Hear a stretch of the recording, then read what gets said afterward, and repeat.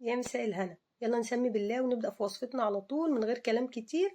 هنعمل النهاردة مع بعض الكايزر أو الميني كايزر، سهل كده وبسيط وبيتعمل بمنتهى البساطة، وإن شاء الله تلاقي مقاديره كلها عندك في المطبخ.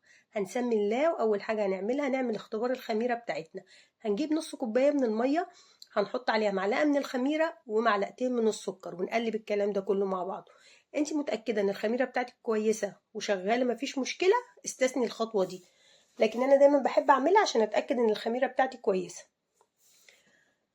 هسيبها بقى 5 دقايق، بعد كده هتعمل معايا رغوه كده او فوم زي ما انتوا شايفين، يعني كده الخميره بتاعتي تمام ونبتدي نشتغل. في العجان او على ايدك اللي موجود عندك مفيش مشكله. هنشتغل على نص كيلو من الدقيق، انت اشتغلي على كيلو نص كيلو براحتك. هحط عليه نص معلقه صغيره من الملح ومعلقه صغيره من البيكنج باودر، وبعد كده هنجيب الخميره طبعا اللي احنا اتاكدنا ان هي كويسه وهنحطها عليها. يبقى احنا كده حطينا نص كوباية من المية ومعلقة كبيرة من الخل، وده محسن طبيعي للمعجنات بتاعتنا حلو جدا. ما تستثنوهاش دايما في العجين بتاعكم، هيطلع معاكم حلو جدا. بعد كده هشوف بقى العجين بتاعي عايز تاني مواد سايلة قد ايه، هحط بقى نص كوباية تاني من المية، بس هحطهم شوية شوية لحد العجينة معايا ما تتلم. حبايبي ركزوا في الخطوات ان شاء الله يطلع معاكم الكايزر كويس جدا وناجح، والعجينه بتاعتكم تطلع حلوه. والعجينه دي ممكن تعملوا بيها مخبوزات كتير قوي، مش كايزر بس. على فكره انا عامله امبارح فيديو للفينو برضو، شوفوه حلو قوي ونفس العجينه تقريبا. وحطيت ربع كوبايه من الزيت زي ما انتم شايفين، وهنزلها شويه شويه كده مع العجين لحد ما تختفي خالص. يعني هنزلها حبه حبه لحد العجينه ما تشربها. ولو شغاله على ايدك او في العجان نفس الموضوع، امشي بنفس الخطوات. اهم حاجه نعجن العجينه بتاعتنا كويس جدا، مش اقل من 10 دقايق. اول ما نحط الزيت هنلاقيها قطعت كده، ما تقلقيش خالص، هنبتدي نفضل نعجن فيها لحد العجينه ما تشرب الزيت كله وتبقى تمام. اول ما العجينه بتاعتك تلم كده وتحسي انها بقت ناعمه خالص، خلاص كده تمام.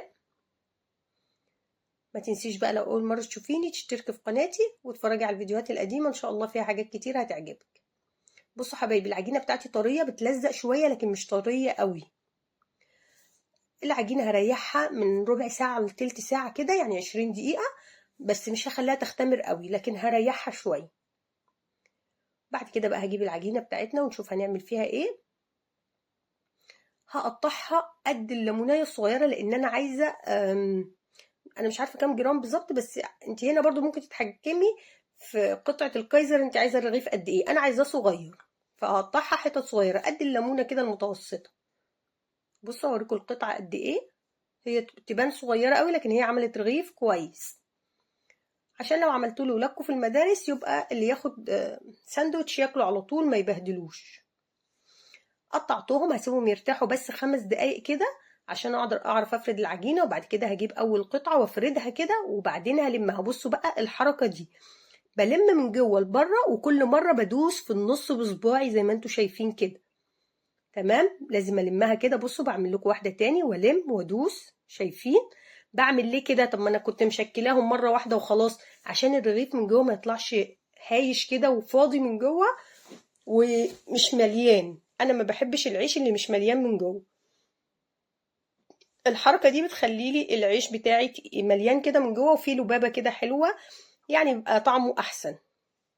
بلمها بقى على ايدي زي ما انتم شايفين كده. بصوا حبايبي بالطريقه دي.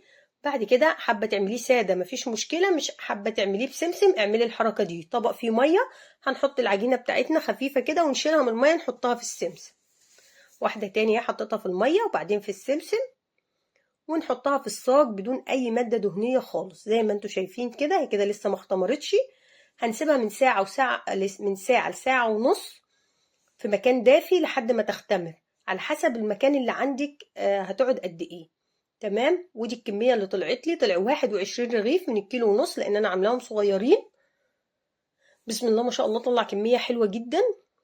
هنا بعد ساعه ونص بالظبط اختمرت عندي، وشوفوا الرغيف تضاعف حجمه ازاي.